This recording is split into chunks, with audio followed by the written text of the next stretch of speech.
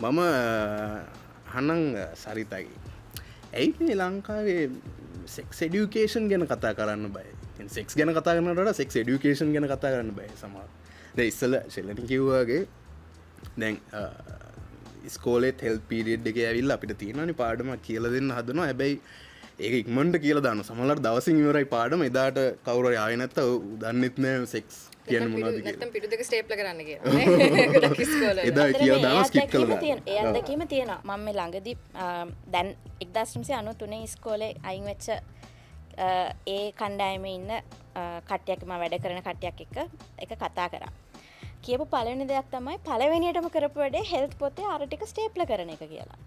ඉතින් එතකොට කොහොමද එතනින් එහාට යන්නේ කියලා. ඔව්. තමුන් හරි එකතු ගන්න තියෙනවද? ඔව් මෙහෙමයි. අර මට ශේලනී එක බොහොම ලස්සනට විස්තර කරා අර පෞල් පසුබිමෙන් කොහොමද ඊට පස්සේ සමාජයට ඇවිල්ලා අධ්‍යාපනික වටපිටාවෙන් ඒක වෙන්නේ කියලා. මට හිතන විදිහට දැන් මොකද එයා බොහොම ටෙක්නිකල් උත්තරයක් නේ ඒක. ඒ කියන්නේ කොහොමද සෙක්ස් එජුකේෂන් කියන එක අපි ලබා දෙන්නේ ඒකයි ලබා දෙන්න බැරි සහ පැකිලෙන්නේ කොහොමද කියලානේ.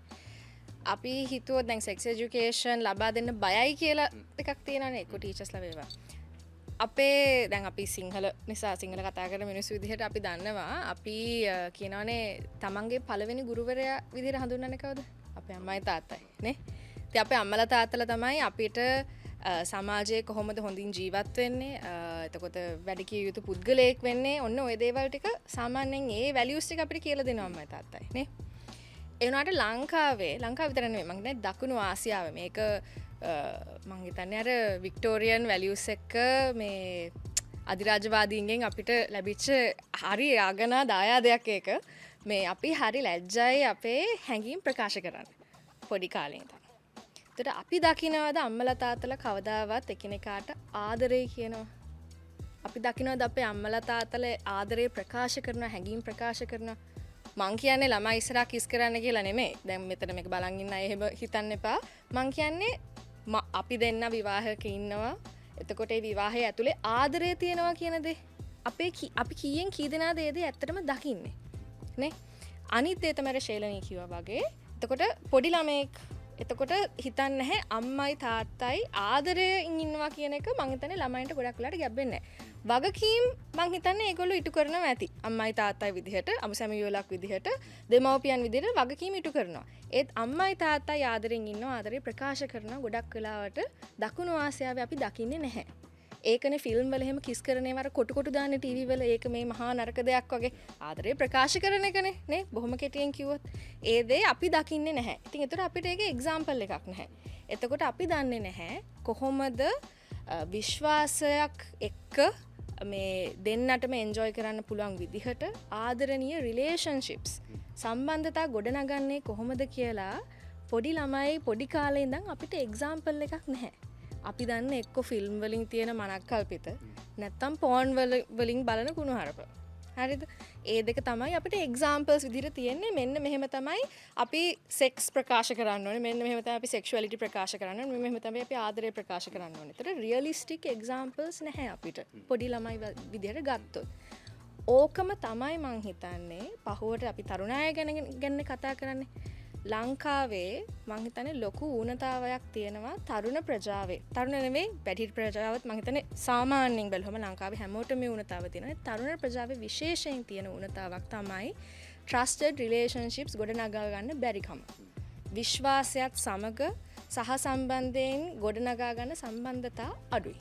ඒකනේ ගොඩක් වෙලාවට රිලේෂන්ෂිප් එකක් කඩා වැටුනහම එක්ක කෙල්ලගේ පින්තූර ලීක් කරනවා. අපි මේ මෑත අතීතයේ කීයක් කේසස් දැක්කද ගැහණු ළමයෙක්ට පිහියෙන් ඇල්ලලා මරලා දානවා නේ. ඇයි ඒ බ්‍රේක් අප් වුණ නිසා.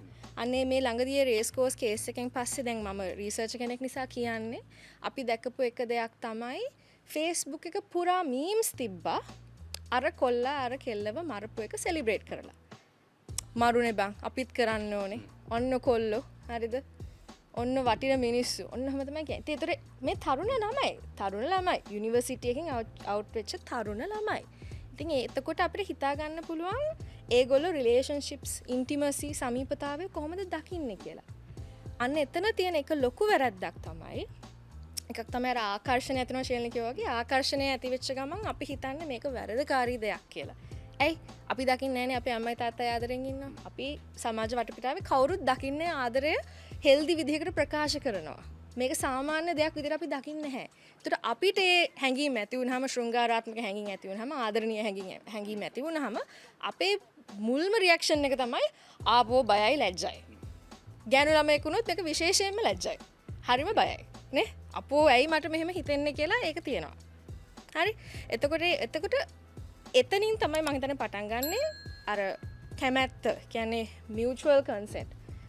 දෙපාර්ශවයේම කැමැත්තක් නැතිව අපි එක්කෝ ඒ දේවල් හඹා යනවා. කියන්නේ කෙල්ල හෝ කොල්ල හෝ අකමැති කිව්වත් අපි යන්නේ නෑ මට ආකර්ෂණය තියෙනවා ඒක නිසා මට යන්න පුළුවන්. ඇයි අපි කන්සෙන්ට් කියන දේ දකින්නේ නෑ මහ සමාජයේ.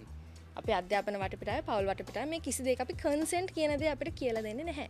කොහොමද කෙනෙක්ගෙන් කැමැත්ත ලබාගෙන කැමැත්ත ඇතුව මේ සම්බන්ධතා පවත්වාගෙන යන්නේ මේ සමීප සම්බන්ධතා පවත්වාගෙන යන්නේ විශ්වාසය ගොඩනගන්නේ කොහොමද සම්බන්ධතා තුල මේ දේවල් අපි කියලා දෙන්නේ නැහැ ළමයින්ට අපි උදාහරණ ලබා දෙන්නේ නැහැ ළමයින්ට ඉතින් එහෙම ළමයි ටීචර් අර පීරියඩ්ස් ගැන සෙක්ස් ගැන කතා කරද්දි හූ කියන එක පුදුමයක්ද හූ කියන එක පුදුමයක්ද මං කියන්නේ ඒවා ගෙදරින් පටන් ගන්න ඕනේ දේවල් අපේ අම්මලත් අපිට ඕ දේවල් කියලා දුන්නේ නැහැ හරිද ඒ වුණාට මං කියන්නේ දැන් තරුණ පරපුරත් ඉදිරියට අම්මලා තාත්තලා වෙනවනේ අනේ වඳින්නම් එතනින්වත් පටන් ගන්න. හරිද? මං කියන්නේ ළමයාට චූටි කාලේ ඉඳන් සෙක්ස් කියන්නේ මොකද්ද කියලා දෙන්න කියලා. ඒ වුණාට හොඳ උදාහරණයක් දෙන්න. සමීප සම්බන්ධතා, ඉන්ටිමසි තියෙන සම්බන්ධතාවය කොහොමද ගොඩනගන්නේ කියන එක උදාහරණයක් වශයෙන් අපි ලබා දෙන්න ඕනේ ළමයින්ට. ඒ උදාහරණ නැති වුනහම තමයි ටීචර්ස්ලාත් ලැජ්ජයි එක. ඇයි ඉතින් ටීචර්ස්ලාත් හැදින්නේ අර වටපිටාවන්මනේ.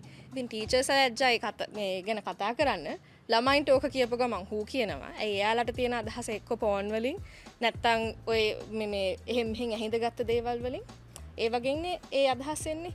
අනික ලංකාවේ ගොඩක් අපේ තියෙනවා මේ ඉන්ෆර්මේෂන් ලිටරසි ප්‍රොබ්ලම් එකක් ලොකුවට තියෙනවා. තොරතුරු දැනගැනීම තොරතුරු සාක්ෂරතාවයේ ලොකු උණතාවක් තියෙනවා. විශේෂයෙන් COVID-19 වසංගතයෙන් පස්සේ අපි දකිනවා හැමදේම ඔන්ලයින් වෙනවානේ. ළමයින්ගේ එඩියුකේෂන් එක පවා එකපාරට එක රැයින් ඔන්ලයින් වෙනවා.